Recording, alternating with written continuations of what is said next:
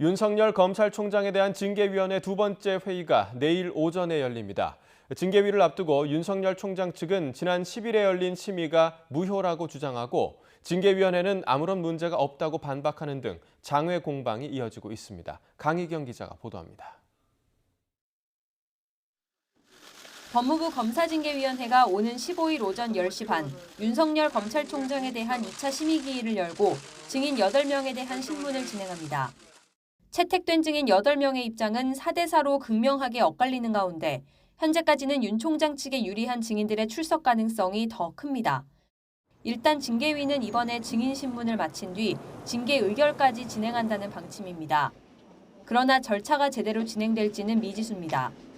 먼저 윤석열 총장 측에서는 지난 10일에 열린 징계위원회 심의가 아예 무효라는 주장을 들고 나왔습니다.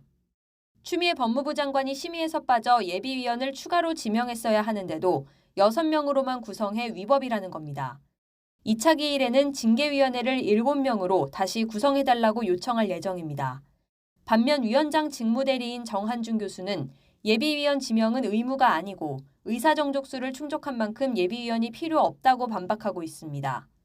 외부위원 사퇴 이후 정 교수를 위촉한 과정이 적법했느냐를 두고도 논란이 일고 있습니다. 윤 총장 측은 징계 청구 이후에 징계위에 합류한 정 교수와 이용구 차관에 대해 다시 기피를 신청할 방침입니다.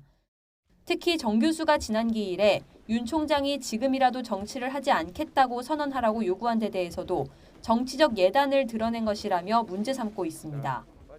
증인 신문 절차를 놓고도 징계위는 징계위원만 신문할 수 있는 게 옳다는 입장인 반면 윤 총장 측은 질문할 권리를 보장해야 한다고 반박하고 있습니다.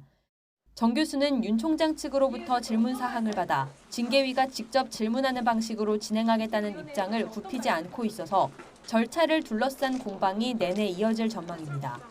YTN 강희경입니다.